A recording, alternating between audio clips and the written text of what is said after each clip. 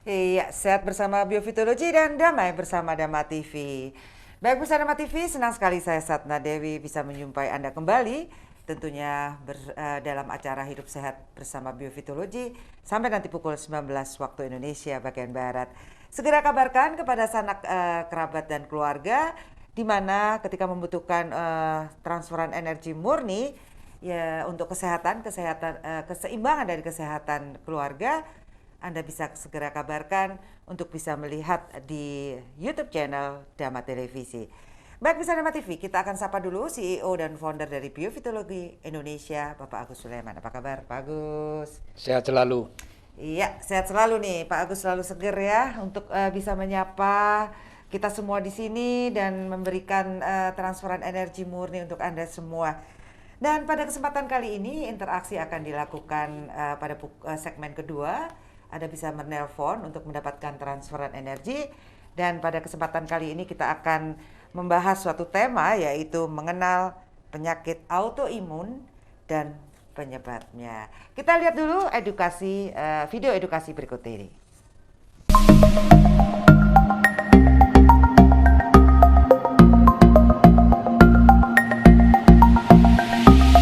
Halo sahabat sehat, pada kesempatan kali ini kita akan mempelajari tentang penyakit autoimun.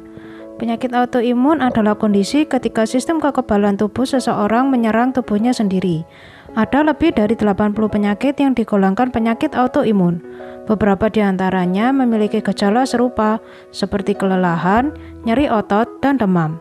Normalnya sistem kekebalan tubuh berfungsi untuk menjaga tubuh dari serangan organisme asing, seperti bakteri atau virus. Ketika terserang organisme asing, sistem kekebalan tubuh akan melepaskan protein yang disebut antibodi untuk melawan dan mencegah terjadinya penyakit. Namun, pada penderita penyakit autoimun, sistem kekebalan tubuh melihat sel tubuh yang sehat sebagai organisme asing, sehingga antibodi yang dilepaskan sistem kekebalan tubuh menyerang sel-sel sehat tersebut. Penyebab penyakit autoimun belum diketahui secara pasti, namun beberapa faktor di bawah ini diketahui dapat meningkatkan resiko seseorang untuk menderita penyakit autoimun, yaitu berjenis kelamin perempuan, memiliki riwayat penyakit autoimun dalam keluarga, memiliki berat badan berlebih atau obesitas, merokok, menggunakan obat-obatan yang mempengaruhi sistem kekebalan tubuh, terkena paparan bahan kimia atau cahaya matahari, dan menderita infeksi bakteri atau virus. Ada lebih dari 80 penyakit yang digolongkan sebagai penyakit autoimun, dan beberapa di antaranya memiliki gejala awal yang sama, seperti kelelahan, pegal otot, ruam kulit, demam ringan, rambut rontok, sulit berkonsentrasi, dan kesemutan di tangan dan kaki. Meski menimbulkan beberapa gejala awal yang sama, masing-masing penyakit autoimun tetap memiliki gejala spesifik. Misalnya, pada penyakit diabetes tipe 1 yang gejalanya berupa sering haus, lemas, dan berat badan menurun tanpa sebab yang jelas. Seperti yang telah diinformasikan sebelumnya, bahwa ada sekitar lebih dari 80 jenis penyakit autoimun. Berikut beberapa penyakit autoimun yang paling umum ditemui. Yang pertama, penyakit lupus. Disebut juga dengan lupus erythematosus sistemik, yang dapat mempengaruhi hampir semua organ tubuh dan menimbulkan beragam gejala seperti demam, nyeri sendi dan otot, ruam kulit, kulit menjadi sensitif, sariawan, bengkak pada tungkai, sakit kepala, kejang, nyeri dada, sesak nafas, pucat, dan pendarahan. Yang kedua, penyakit Graves. Dapat menimbulkan gejala berupa kehilangan berat badan tanpa alasan yang jelas, mata menonjol, rambut rontok, jantung berdebar, insomnia, dan gelisah. Yang ketiga, psoriasis. Penyakit ini dapat dikenal dengan kulit yang bersisik dan munculnya bercak merah pada kulit. Yang keempat, thyroiditis Hashimoto. Penyakit ini dapat menimbulkan gejala berupa berat badan naik tanpa sebab yang jelas, sensitif terhadap udara dingin, mati rasa di tangan dan kaki, kelelahan, rambut rontok, dan kesulitan berkonsentrasi. Yang kelima, penyakit radang usus akibat kolitis ulceratif. Gejala yang dialami diantaranya nyeri perut, diare, buang air besar berdarah, demam, dan berat badan turun tanpa sebab. Yang berikutnya, rheumatoid arthritis. dapat membuat penderitanya mengalami gejala berupa nyeri sendi, radang sendi, pembengkakan sendi, dan kesulitan bergerak.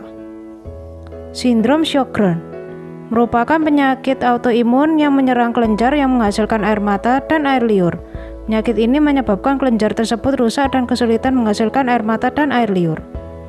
Penyakit celiak. Penyakit yang menyerang saluran pencernaan ini juga lebih banyak dialami wanita dibandingkan pria. Penyakit anemia perniciosa yang menyebabkan kekurangan protein yang dibuat oleh sel-sel lapisan perut yang dibutuhkan agar usus halus dapat menyerap vitamin B12 dari makanan. Diabetes tipe 1. Penyakit ini menyerang sistem kekebalan tubuh pada sel pankreas yang seharusnya bermanfaat untuk menghasilkan insulin. Karena produksi insulin tidak berjalan normal, maka tubuh kesulitan untuk mengontrol kadar gula darah. Penyakit autoimun dapat menyebabkan beberapa komplikasi serius, yaitu penyakit jantung, depresi atau gangguan kecemasan, kerusakan saraf, deep vein thrombosis, kerusakan organ seperti hati atau ginjal. Belum diketahui cara mencegah penyakit autoimun sepenuhnya, namun beberapa upaya di bawah ini bisa mengurangi risiko terjadinya penyakit autoimun, seperti berolahraga secara rutin, tidak merokok, menjaga berat badan tetap ideal, menggunakan alat pelindung ketika bekerja agar terhindar dari paparan bahan kimia, serta menjaga kebersihan tubuh agar terhindar infeksi virus dan bakteri.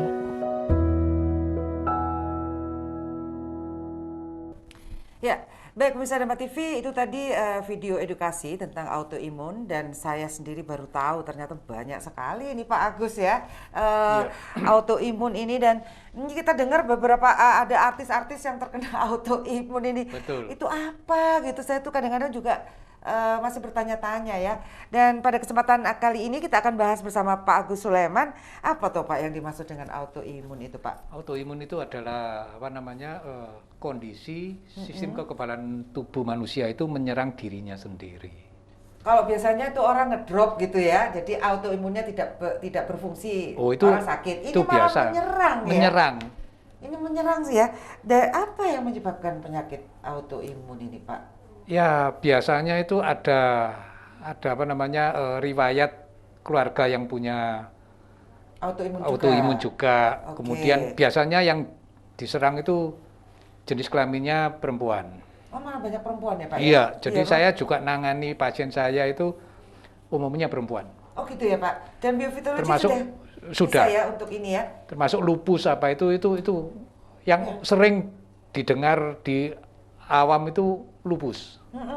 Padahal banyak. Iya, saya juga pernah punya teman kena lupus itu Pak ya, sampai Ya. akhirnya juga nggak ada itu ya. Baik, karena nggak ketahuan juga ya. Lalu apakah benar bahwa kekurangan vitamin D juga dapat menyebabkan penyakit ini? Ya, diantaranya itu selain vitamin D itu untuk tulang dan gigi, itu juga untuk staminanya antibodi. Oke, untuk staminanya antibodi berarti memang harus vitamin itu harus ada di dalam tubuh Iya. kita ya Pak ya? Ya, tapi vitamin D itu juga nggak gampang. Asal berjemur atau mengasup vitamin D itu kalau tidak diminumin dengan susu tidak bisa masuk. Oh gitu ya? Iya, harus ada protein yang mengikat. Dan proteinnya harus susu nih Pak? Iya, susu. Kalau susu kedelai nggak bisa Pak? Oh, enggak bisa, Oh, susu sapi. Oke, dari hewan ya? Iya. Nah, sebenarnya secara umum gejalanya apa ini Pak, penyakit ini Pak? Ya lelah, mudah capek, mari itu otot pegal. Oke, iya. Baik, nanti kita sambung lagi ya Pak Ya. Agus. Ini kita harus break azan dulu, nanti waktunya panjang lagi. Baik, Misa Dharma TV, nanti kita bahas lagi mengenai autoimun di sela-sela transfer energi. Kita break sejenak untuk azan.